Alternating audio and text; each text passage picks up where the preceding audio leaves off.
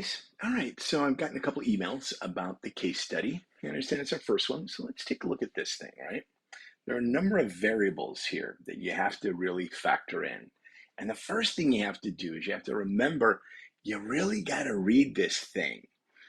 And because there's so much information, if you just buzz over this thing like you're reading a newspaper, you're going to lose a lot of the vital information. So if we just do a quick review, right? There's a couple guys.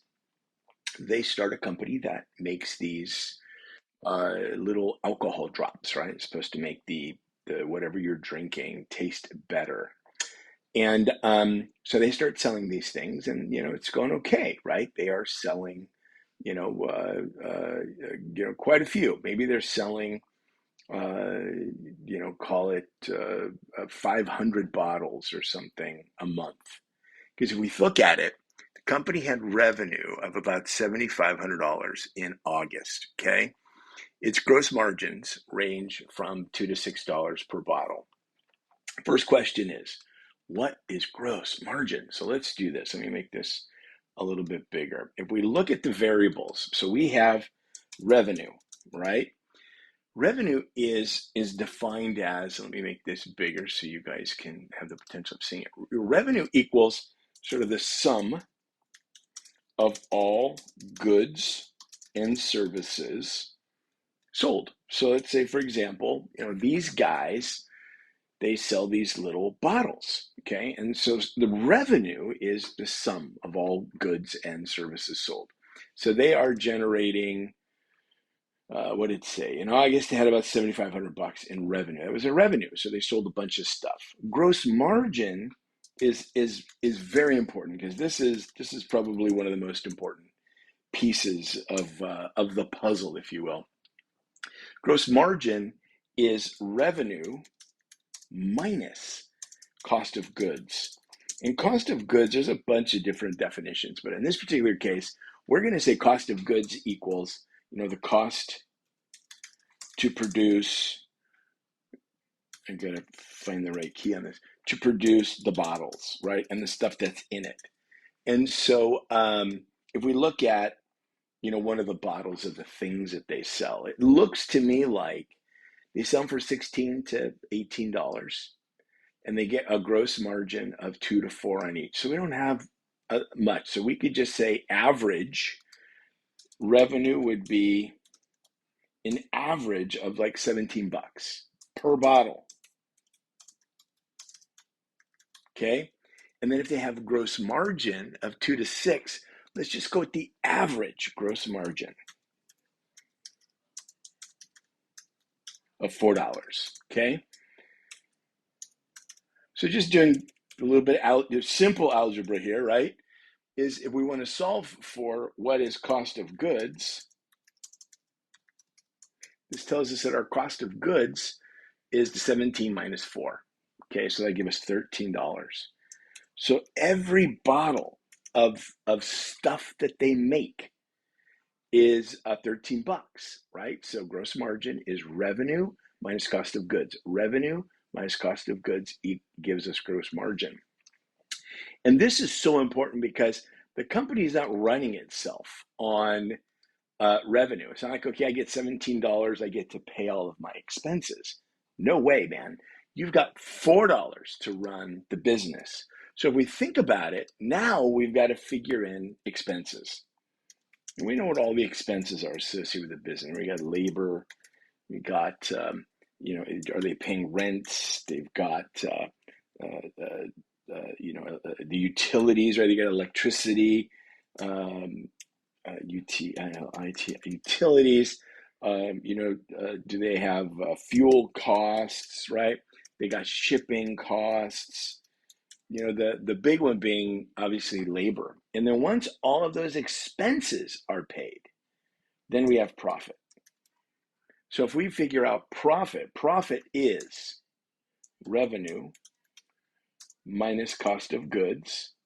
I'm just going to say COGS, cost of goods sold, right?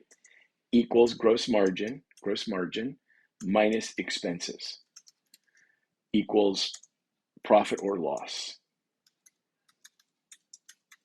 right? You could also just forget about the cost of goods piece of this equation, but it's important for this case study. You can set that aside and say revenue, profit equals revenue minus expenses.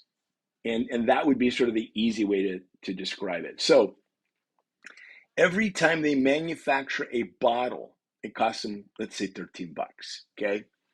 And we know they had $7,500 worth of revenue, so we could just do, easy math here. 7,500 divided by $17 equals, I don't know what the heck that is. Where's my phone? I know. You guys are like, what? He can't do that in his head? No, he can't do that in his head. Let's see, where's my calculator? Some of you are like saying the answer, and I love it. 7,500 divided by 17. So they had 400 and let's call it 450 bottles sold.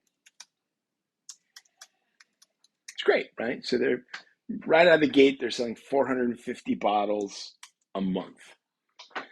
So now let's get back to the case, right? Let's start looking at some of the details, right? You know, they've been packing and shipping about 750 bottles. I don't know how they're saying it's 750, but because if they did 7,500 in revenue, they're only doing about 450 bottles, right? So maybe there's something hinky in their financials already. But let's just keep moving along, right? So Christmas is coming. We know Christmas is a big deal.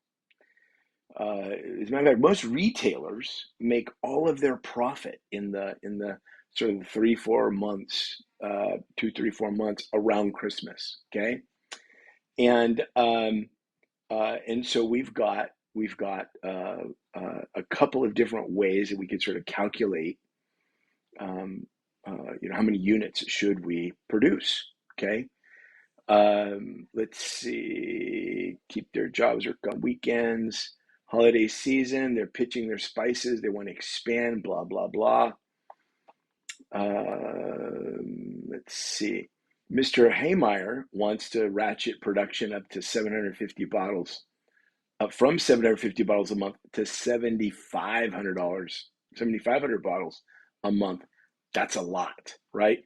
So if you're used to selling somewhere between 450 and 750, and now you're going to get up to 7,500, that's a lot. But there's another variable here we need to sort of keep in mind. Let's see, where is it? Company savings, loans. Okay, right here. So what we've got is, this is super important, right? Other small spirit producers, so these are other industry people, are telling him that he should expect volume to increase 5-fold in November and December. This is what the industry executives, the industry experts are telling him. Hey, bro, this is what you should expect. He, on the other hand, is saying, no, I think I should plan on 10 times what I'm currently selling. So they are trying to, they're hoping essentially that it works out. So what's the difference? Okay, why is this whole gross margin thing so important? Well, think about it. It costs them $13 for every bottle that they manufacture. So if they manufacture 7,500 bottles, just do some simple math, right?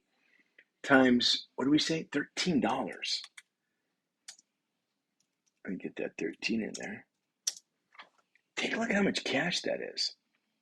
So we've got 7,500 times 13 equals, you ready for this? $97,500. And he wants to do this for 3 months, right? And so if we do that times 3 months, $292,000. That is what he's going to have to spend in order to be able to sort of have enough inventory on hand. Well, if you look at what the people are recommending, the industry executives, they're saying, look, expect a 5-fold increase. They're saying expect 2,250 times 2, right? So it's 4,500, and times that 13. equals, or there we go, make that 13, is $58,000. So why is this important? Why are we even talking about this? Because if they decide, and it's ultimately up to you, right? Do they go with the 7,500 units for 3 months? Well, you know what? They're going to spend $292,000 having the product produced. And so the debate really isn't about whether option one, two, or three. Should I have friends do it? I got to tell you, they're going to spend 292,000, almost $300,000 producing this product. Are these guys going to survive? Well, I tell you what, if we look at the industry executives, industry experts, the industry experts are saying you probably don't need that many units. And this is why these case studies are so important, because we're looking at real world stuff, man. These guys are making the argument, right? The Selinsky, and he's saying, geez, we have got to do this. Why? Because, well, gosh, if people want to buy it and we're not able to give it to them, that's a bad thing. We want to make sure that we can meet demand. Is that a bad thing? Is it really a bad thing? Is it a bad thing if people want something and they can't find it? Is it? Because if it is, then Apple's been making a mistake for the last 10 or 15 years, right? Apple creates extraordinary demand. They have limited supply. People go friggin' nuts for their products. And then when the product becomes available, people go buy it once it's available. So sometimes creating demand, because this goes back to lost supply and demand, we talk about it in the book, sometimes having extraordinary demand isn't a bad thing. So what if you're not able to meet the supply? If people are going to want it. People are going to be talking about it. Great. Maybe I just raise my prices a little bit. Now maybe my gross margin is a little bit better. Or I just tell people, gosh, I'm sorry, I don't have enough. I can get you some next month. And people will place orders and they'll take delivery of it next month. But manufacturing this much in advance, you're essentially putting the company, not just the company at risk, but now maybe you're putting yourself personally at risk.